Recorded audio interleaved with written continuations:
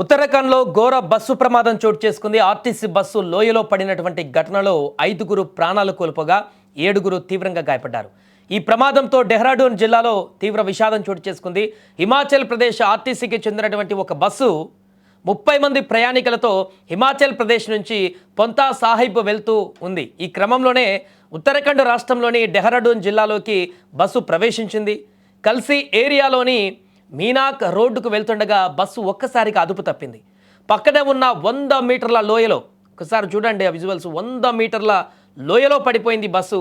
దీంతో 5గురు అక్కడికక్కడ చనిపోయారు. చాలామందికి తీవ్ర గాయాలయ్యాయి. 7గురు పరిస్థితి విషమంగా ఉంది. సమాచారం అందుకున్న స్థానికులు వెంటనే పోలీసులు, అదేవిధంగా ఎన్డీఆర్ఎఫ్ టీంలు కూడా సంఘటనా స్థలానికి చేరుకున్నారు. సహాయక చర్యలు చేపట్టారు. వెంటనే ఆ లోయలో పడినటువంటి బస్సు తాలూకా అక్కడికి వెళ్ళి అందరినీ కూడా ఎవరైనా గాయపడ్డ వారిని రెస్క్యూ చేశారు. ఈ విషాద ఘటన పైన ఇప్పుడు ఉత్తరాఖండ్ ముఖ్యమంత్రి పుష్కర్ సింగ్ ధామీ కూడా తీవ్ర దిగ్భ్రాంతి వ్యక్తం చేశారు.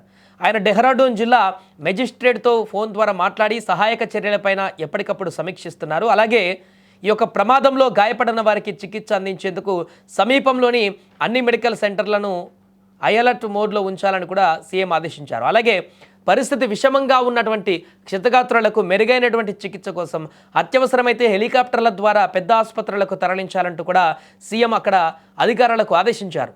కాగా ఈ ప్రమాదానికి గల ఖచ్చితమైనటువంటి కారణాలు ఇంకా తెలియాల్సి ఉంది. మంచు లేదా మూలమలుపు వద్ద డ్రైవర్ నియంత్రణ కోల్పోవడం వల్ల ఈ ప్రమాదం జరిగి ఉండవచ్చని ప్రాథమికంగా భావిస్తున్నారు.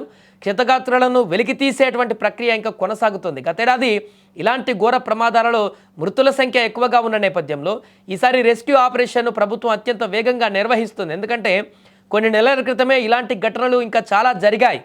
బస్సులు లోయల్లో పడిపోయినటువంటి ఘటనల్లో చాలామంది చనిపోయినటువంటి సందర్భాన్ని మనం చూసాం. మరలా అలాంటి తప్పిదాలు అక్కడ కొనసాగుతున్నాయి. ఎందుకంటే అక్కడ పర్వత ప్రాంతాలు, ఎత్తైనటువంటి ప్రాంతాలు, చాలా ఘాట్ రోడ్లు ఎక్కువగా ఉండేటువంటి ప్రాంతం. ఉత్తరాఖండ్లో చాలా ప్రాంతాలలో కూడా ఇరుకైనటువంటి ప్రాంతాల నుంచి ప్రయాణం కొనసాగించేటువంటి అవకాశం ఉంటుంది. ఘాట్ రోడ్లలో చాలా కరువు, మూలమలుపులు కూడా చాలా కరువు చాలా షార్ప్గా ఉంటాయి.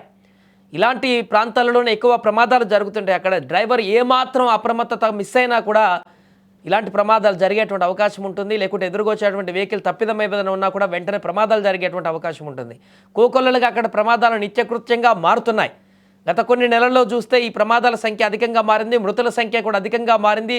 అయినా కూడా ప్రమాదాలు ఇంకా కొనసాగుతూనే ఉన్నాయి. అక్కడ ప్రకృతి ఆ రకమైనటువంటి పరిస్థితికి ప్రేరేపిస్తుంది. కానీ ఒకసారి ఇక్కడ చూడండి, 100 మీటర్ల లోతులో ఆ లోయలోకి ఆ బస్సు పల్టీలు కొట్టి పడిపోయిందంటే, సినిమాల్లో మనం చూస్తుంటాం, ఏదైనా ప్రమాద సంఘటన ఉంటే దానికి సంబంధించిన విజువల్స్ను చూపిస్తారు. అలాంటి ఘటనలు ఇక్కడ జరుగుతున్నాయి రెగ్యులర్గా. ఆ ప్రమాద తాలూకు దృశ్యాలను మనం చూస్తేనే ఒళ్ళు గగ్గుర్లు పుడుస్తున్నాయి. ఇంకా ఆ సమయంలో ఆ బస్సులో ఉన్నటువంటి ఆ ప్రయాణికుల పరిస్థితి, వారి ఆర్తనాదాలు, వారి యొక్క ఆహాకారాలు ఏ రకంగా ఉంటాయో కూడా మనం ఊహిస్తే అర్థమవుతుంది అక్కడ సిచ్యువేషన్ ఏ రకంగా ఉందనేది. అందుకే అంత దారుణమైనటువంటి ప్రమాదమే కాబట్టి 5గురు అక్కడికక్కడే మరణించారు. ఆ బస్సు పల్టీలు కొడుతూ కిందికి ఆ లోయలోకి వెళ్తూ పల్టీలు కొడుతున్నటువంటి సందర్భంలోనే అందులో ఉన్నటువంటి మనుషుల యొక్క బాడీలు ఛిద్రమైపోయాయి. 5గురు అక్కడికక్కడే మృతి చెందారు.